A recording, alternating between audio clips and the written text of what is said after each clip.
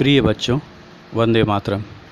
आज मैं आप लोग को पढ़ाने जा रहा हूँ नागरिकता अध्याय 7 समाज और महिलाओं की भूमिका।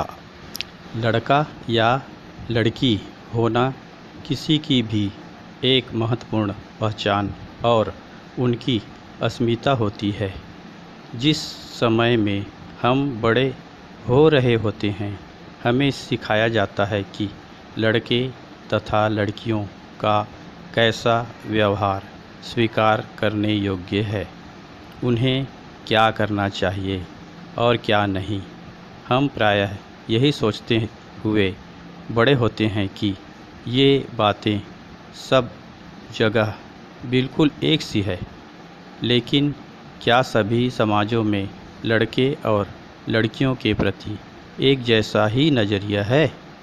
इस अध्याय में हम इसी प्रश्न का उत्तर जानने की कोशिश करेंगे। हम यह भी देखेंगे कि लड़के एवं लड़कियों को भी दी जाने वाली अलग अलग भूमिका उन्हें भविष्य में स्त्री तथा पुरुष की भूमिका के लिए कैसे तैयार करती है। हम यह एहसास करते हैं कि समाज लड़के एवं लड़कियों में स्पष्ट अंतर करता है। यह बहुत कम आयु से ही शुरू हो जाता है। उदाहरण के लिए, उन्हें खेलने के लिए भिन्न खिलौने दिए जाते हैं। प्रायः लड़कों को खेलने के लिए कारें तथा लड़कियों को गुड़िया दी जाती हैं। दोनों ही खिलौने खेलने के लिए आनंददायक हो सकते हैं। फिर लड़कियों को गुड़िया तथा लड़कों को कार ही क्यों दी जाती है? खिलौने बच्चों को यह बताने का माध्यम बन जाते हैं कि जब वे बड़े होकर स्त्री एवं पुरुष बनेंगे तो उनका भविष्य अलग अलग होगा। अगर हम विचार करें तो यह अंतर प्रायः नित्य की छोटी छोटी बातों में मानकर रखा जाता है। लड़कियों को धीमी आवाज़ में बात करनी चाहिए एवं लड़कों को रौब से।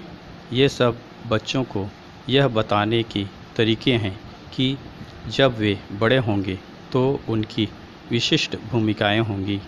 बाद के जीवन में इसका प्रभाव हमारे अध्ययन के विषयों या व्यवसाय के चुनाव पर भी पड़ता है। हमारे समाज में पुरुषों एवं महिलाओं की भूमिकाओं तथा उनके काम के महत्व को समान नहीं समझा जाता। पुरुषों और महिलाओं की हैसियत एक जैसी नहीं होती।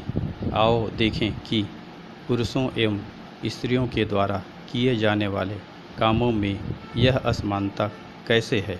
घरेलू काम का मूल्य। सारी दुनिया में घर के काम की मुख्य जिम्मेदारी महिलाओं की ही होती है, जैसे बच्चों, बुजुर्गों एवं बीमारों की देखभाल करना, परिवार का ध्यान रखना। फिर भी जैसा हमने देखा, घर के अंदर किए जाने वाले कार्यों को महत्व नहीं समझा जाता है। ऐसा मान लिया जाता है कि वे तो महिलाओं के स्वाभाविक कार्य हैं, इसलिए इन कार्यों के लिए उन्हें पैसा देने की कोई आवश्यकता नहीं है। समाज इन कार्यों को अधिक महत्व नहीं देता है। घर में कार्य करने वालों का जीवन। बहुत से घरों में, विशेषकर शहरों एवं नगरों में, लोगों को घरेलू काम करने के लिए रख लिया जाता है। वे बहुत काम करते हैं। झाड़ू लगाना, सफाई करना, कपड़े तथा बर्तन धोना, खाना पकाना, छोटे बच्चों एवं बुजुर्गों की देखभाल करना आदि। घर पर काम करने वाली अधिकांशतः स्त्रियां होती हैं। कभी कभी इन कार्यों को करने के लिए छोटे लड़के अथवा लड़कियों को भी काम पर रख लिया जाता है। घरेलू काम का अधिक महत्व नहीं है, इसलिए इन्हें मजदूरी भी कम दी जाती है।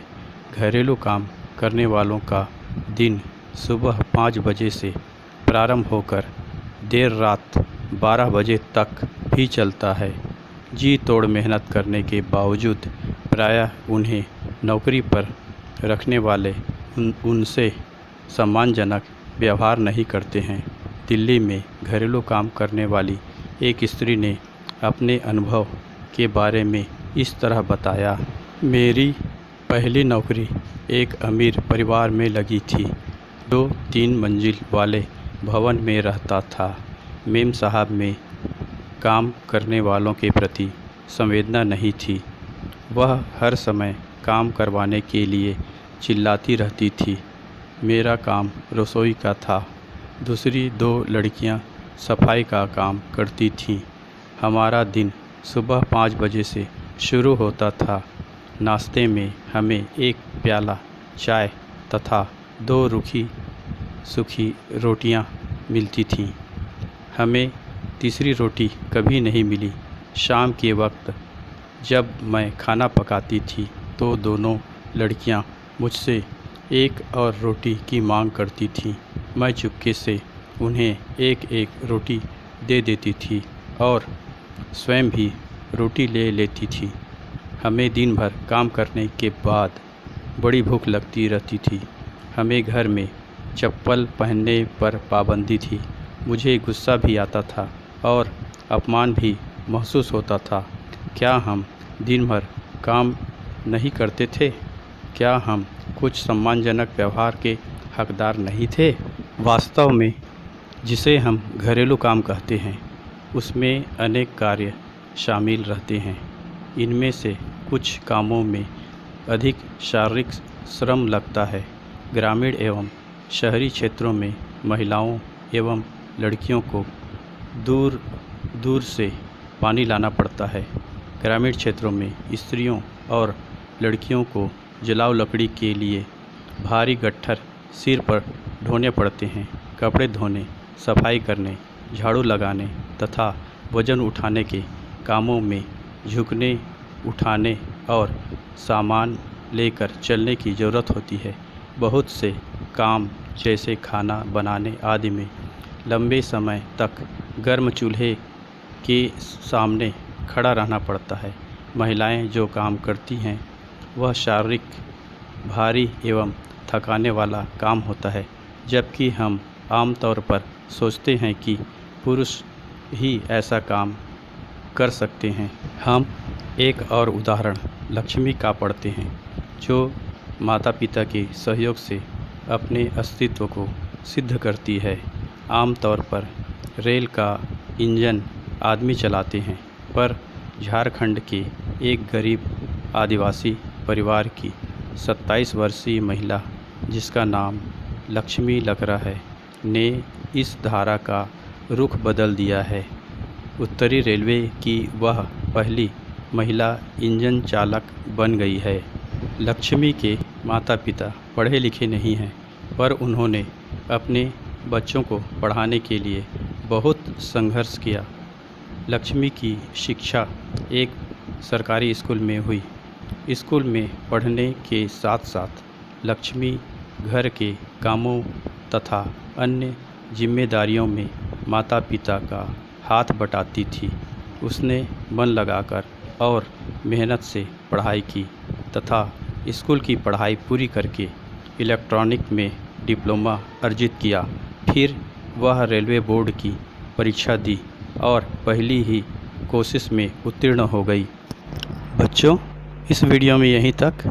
पाठ का शेष भाग अगले वीडियो में।